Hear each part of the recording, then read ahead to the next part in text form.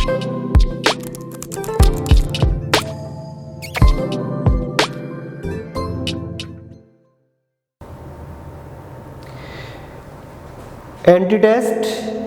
Part 1 chapter number 2 is about separation techniques.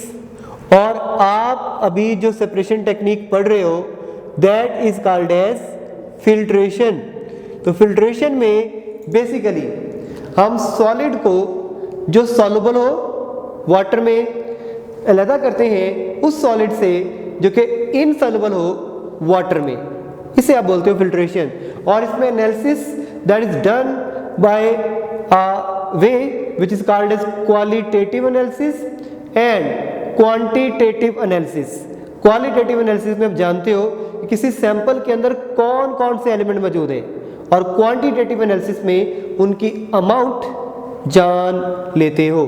और filtration के अंदर आप यूज करते हो फिल्टर पेपर, और फिल्टर पेपर कई तरह का होता है, और वो जो कई तरह का होता है ना that depend upon the pore size.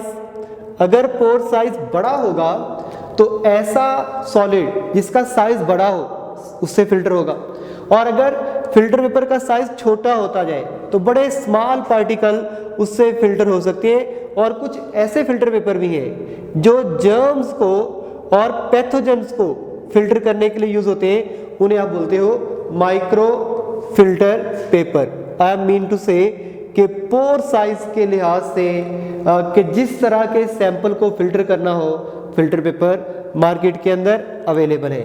तो आप जो फिल्ट्रेशन करते हैं उसमें सबसे पहले हमें एक फनल लेना होती है, एक फनल। उस फनल के ऊपर आपको फिल्टर पेपर लगाना होता है, एंड कीपिंग इन माइंड कि सिर्फ फनल की 3/4 पार्ट को ये फिल्टर पेपर कवर करे, और इसको वेट करके यहाँ पे लगाते हैं। उसके बाद जब इसको बीकर में रखते हैं तो इसकी एक साइड उस बीकर के साथ टच होनी चाहिए टू अवॉइड द स्प्लैशिंग और बम्पिंग और जंपिंग। तो आप इसके बाद क्या करते हो, किसी भी बीकर के अंदर जो आपने कोई सॉलिड लिया हुआ था उसको इसके अंदर उंडेल देते हो। इसके अंदर जो लिक्विड था वो इसके अंदर आएगा। जब लिक्विड इसके अंदर आएगा तो जो लिक्विड के अंदर पार्टिकल्स हैं वो तो यहाँ पे हैंग हो जाएंगे और बाकी सारा लिक्विड नीचे आ जाएगा। जो लिक्विड के अंदर पार्टिकल्स हैंग हुए हैं उसे आपने बोला है रेजिड्यू, और जो चीज़ नीचे चली गई है उसे आपने बोला है फिल्ट्रेट। लेकिन एक प्रॉब्लम है कि ये वाली टेक्निक सिंपल फिल्टर पेपर वाली ये बड़ी स्लो होती है। फिर आप इसे थोड़ा बेहतर बनाते हो, इसकी स्पीड को अप करते हो, and that is done in the case of fluted filter paper. और फ्लूटेड फिल्टर पेपर के अंदर अप्स एंड डाउन्स होती हैं।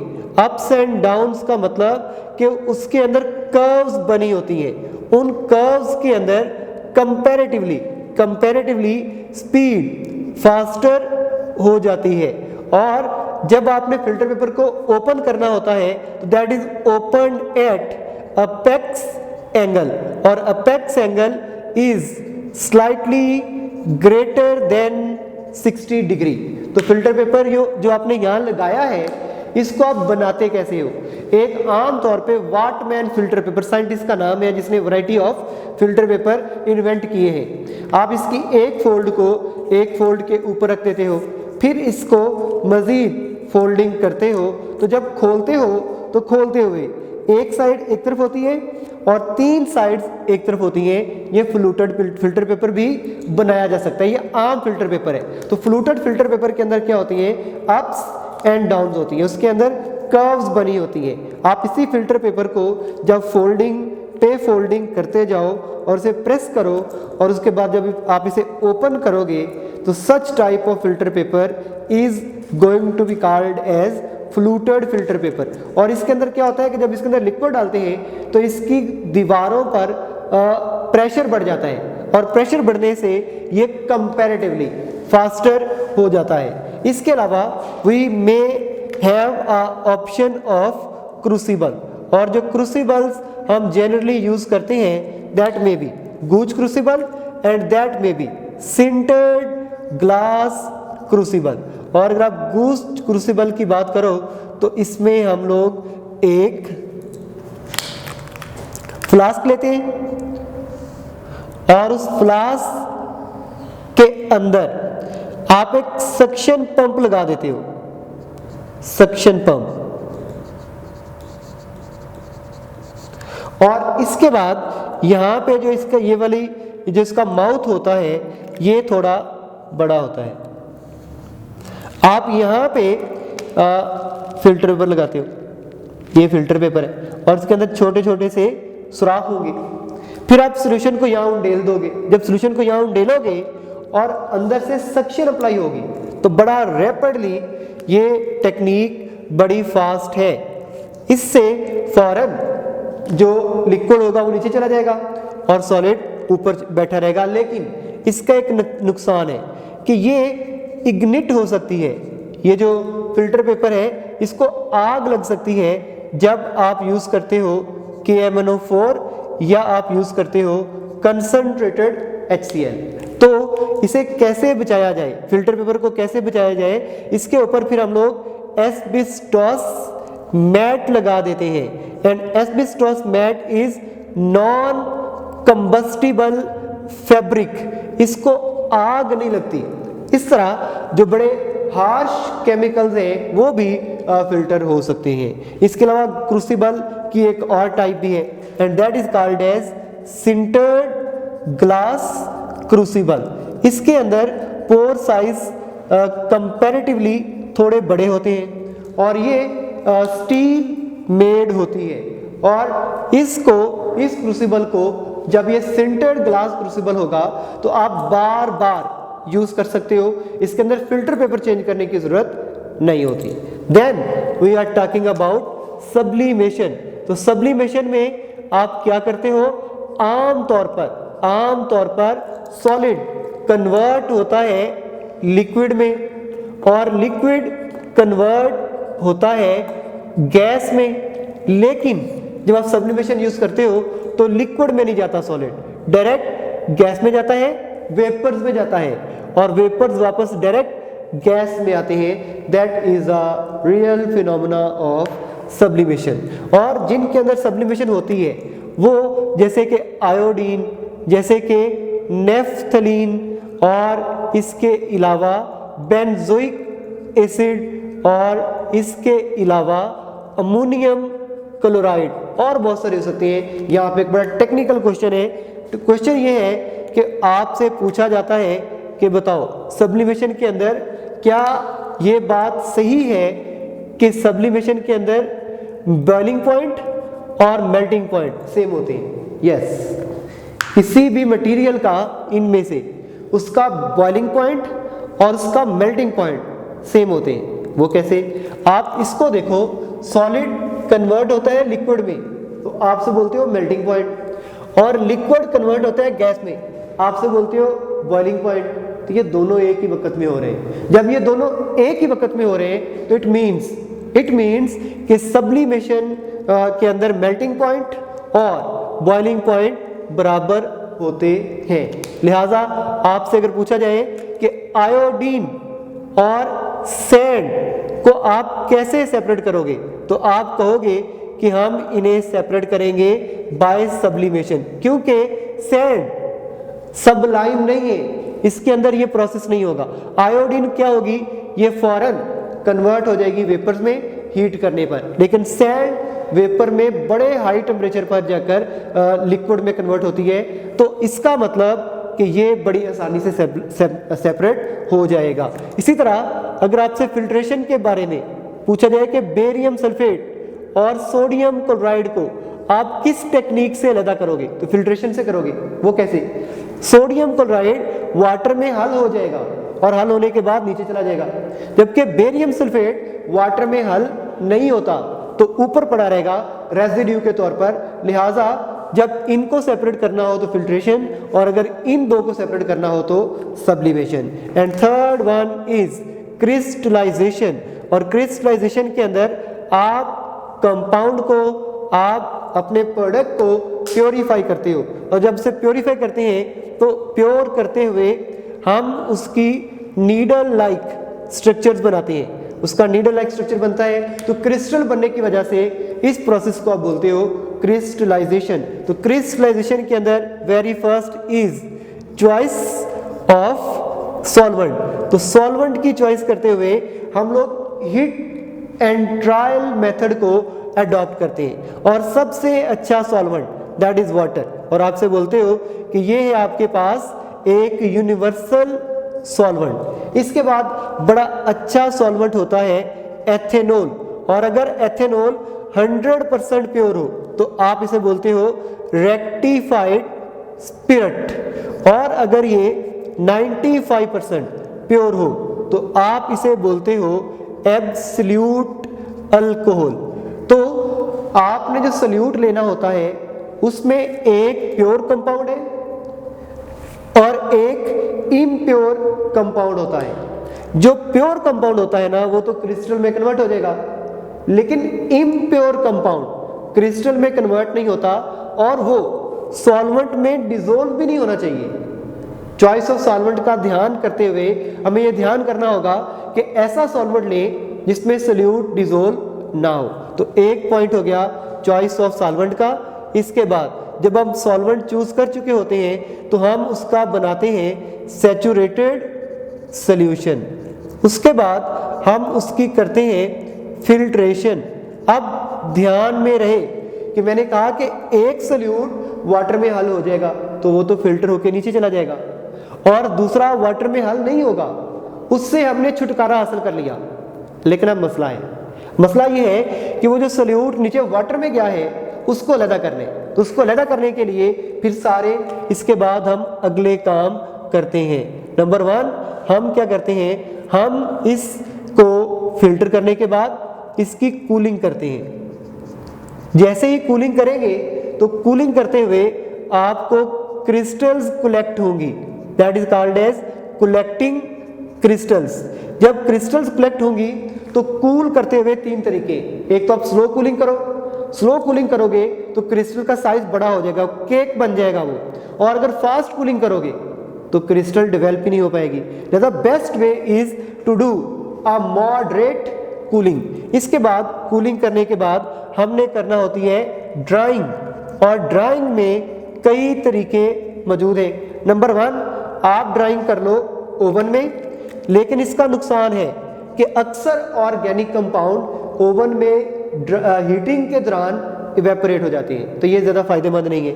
इसके बाद आप लोग फोल्डिंग ऑफ फिल्टर पेपर के अंदर आप क्रिस्टल को ड्राई करो, ये भी अच्छा नहीं है। क्रिस्टल क्रश हो जाती है during the process of drawing in filter paper. तो सबसे अच्छी टेक्निक कौन सी है कि आप यूज करो या तो सिलिका जेल या आप यूज करो वैक्यूम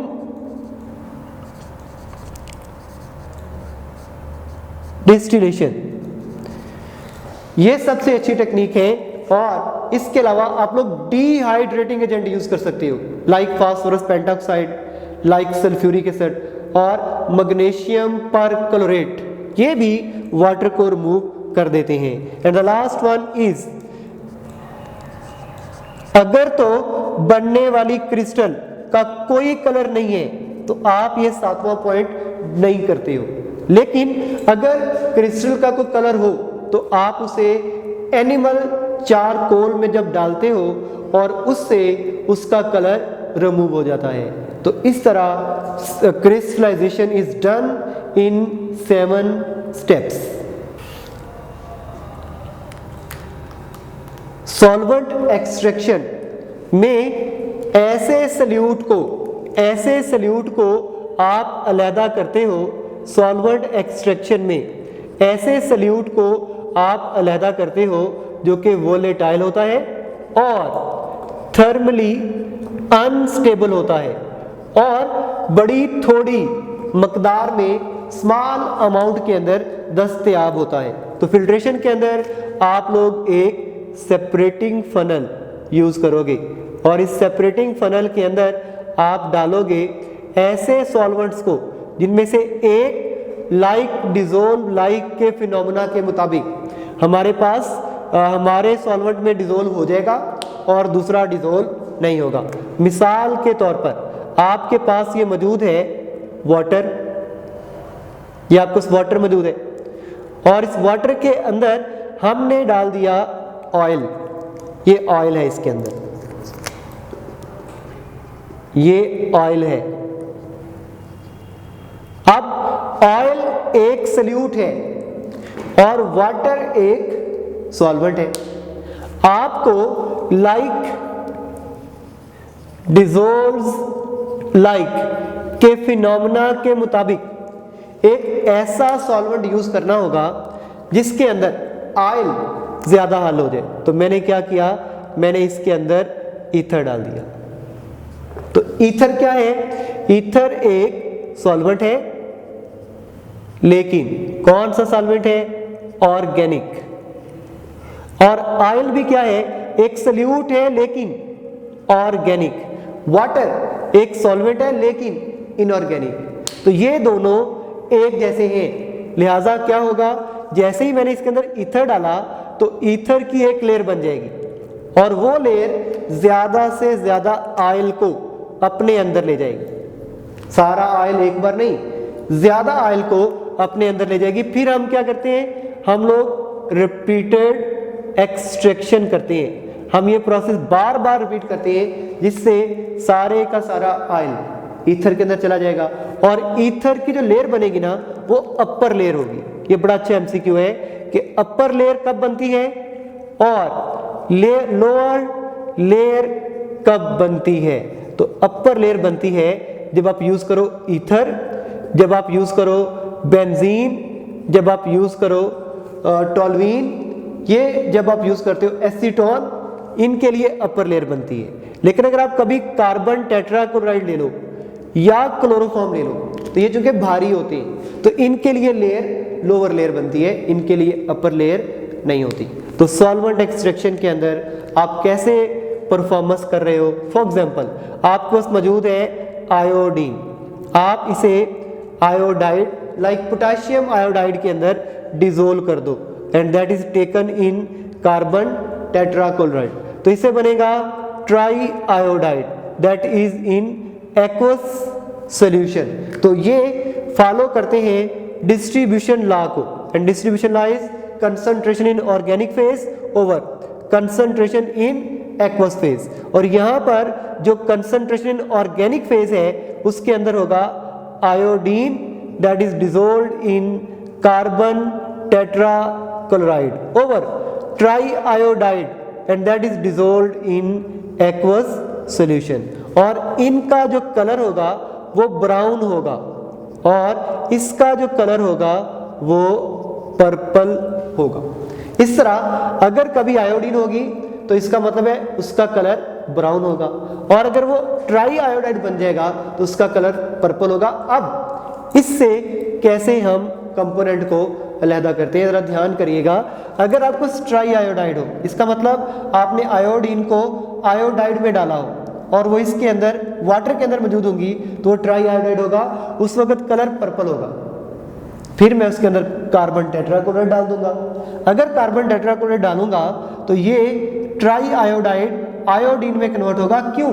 क्योंकि ये है पोलर, तो पोलर में डिसॉल्व होते हैं और आयोडीन है नॉन पोलर, ये नॉन पोलर में डिसॉल्व होगी, लिहाजा पर्पल कलर चेंज होता जाएगा ब्राउन में, जिसका मतलब है कि कार्बन टेट्राक्लोराइड के अंदर आयोडीन कलेक्ट होती जा रही है।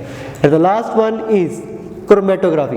Chromatography is a blender of two term, one is chromatos that is colour, another is graphy that is writing, colour writing.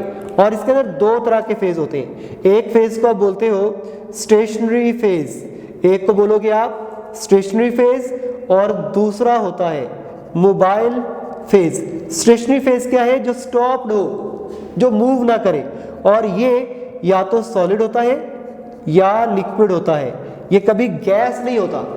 और दूसरा है आपके पास मोबाइल फेज जो मूव करता है, और मोबाइल फेज या तो लिक्विड होता है या फिर ये गैस होता है, ये कभी सॉलिड नहीं होता।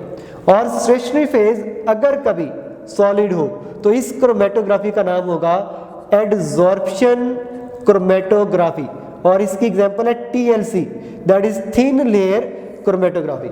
बट ये हमारे सिलेबस में नहीं है, मैं आपको बता रहा हूं about liquid phase of used as stationary phase. तो इसे बोलते हो आप पार्टीशन क्रोमेटोग्राफी, और पार्टीशन क्रोमेटोग्राफी के अंदर आप जो स्टेशनरी फेज ले रहे हो वो स्टेशनरी फेज है लिक्विड। और इस पार्टीशन क्रोमेटोग्राफी की बेस्ट एग्जांपल है पेपर क्रोमेटोग्राफी। और पेपर क्रोमेटोग्राफी में हम लोग क्या करते हैं, हम लोग पेपर क्रोमेटोग्राफी के अंदर, सर ये थोड़ा सा ना बंद कीजिएगा, मैंने थोड़ा रिमूव कर रहे हैं। नहीं ठीक है, कहाँ से करना है, कर लें से। ऐसे ही कर लूँ? हाँ ऐसे ही कर, चलेंगे हम बीच में से काट। चले चला दे फिर। ठीक है, कहाँ करें? पेपर क्रोमेटोग्राफी में हम लोग क्या करते हैं, एक पेपर लेते हैं और उस पेपर की 2.5 सेंटीमीटर पर एक लाइन लगाते हैं और उस लाइन को बोलते हैं बेस लाइन। फिर उसके ऊपर फॉर एग्जांपल आपको इंक है, इंक मिक्सचर है, रेड भी है, ब्लू भी है और ग्रीन भी है, आपने तीनों को मिक्स कर दिए और कहा गया है कि इन तीनों को लैदा करो। तो लैदा करोगे आप बाय क्रोमेटोग्राफी। तो क्या किया, उन तीनों के मिक्सचर को आपने यहाँ लगाया और लगाने के बाद आपने इसे रख दिया एक क्रोमेटोग्राफिक टैंक के अंदर और इसको हैंग कर दिया। और याद रखिए कि क्रोमेटोग्राफिक टैंक के अंदर जो सॉल्वेंट होगा वो इतना हो कि उसके अंदर ये पेपर डिप हो जाए, लेकिन बेस लाइन डिप नहीं होनी चाहिए। 25-30 मिनट तक आप वेट करिए, ये इसके 3/4 पार्ट तक मूव हो जाएगा। और जब ये ऊपर 3/4 पार्ट तक मूव होगा तो इसमें तीनों कलर, फॉर एग्जांपल सबसे नीचे आपके पास ग्रीन कलर, उसके ऊपर आपके पास ब्लू कलर और सबसे ऊपर आपके पास रेड कलर, तीनों इस पेपर के ऊपर डेवलप हो गए। और जब तीनों कलर इसके ऊपर डेवलप हो जाएंगे तो आपने इसको बोलना है chromatogram. It is not a paper any more now, ये क्रोमेटोग्राम है। और अगर ये कलर ना आए तो फिर आपको निन हाइड्रोजन टेस्ट या कोई और, ninhydrin test is for amino acids, या फिर कोई और करना होगा जिससे ये कलर विजुअलाइज हो जाए, तो उसे बोलते हो लोकेटिंग एजेंट। और फिर आप इसकी मालूम करते हो RF वैल्यू, और RF वैल्यू बराबर होती है distance travelled by solvent over distance travelled by solute. और याद रखिए कि सॉल्वेंट का डिस्टेंस हमेशा ज्यादा होगा और सोल्यूट का डिस्टेंस हमेशा कम होगा। इसका मतलब कि RF value it is always less than 1। ये कभी यूनिटी नहीं होगी, ये हमेशा यूनिटी से कम होगी, 1 से कम होगी। और इसकी कोई यूनिट भी नहीं होती क्योंकि ये एक रेशो है, तो रेशो में यूनिट से कैंसल हो जाती हैं।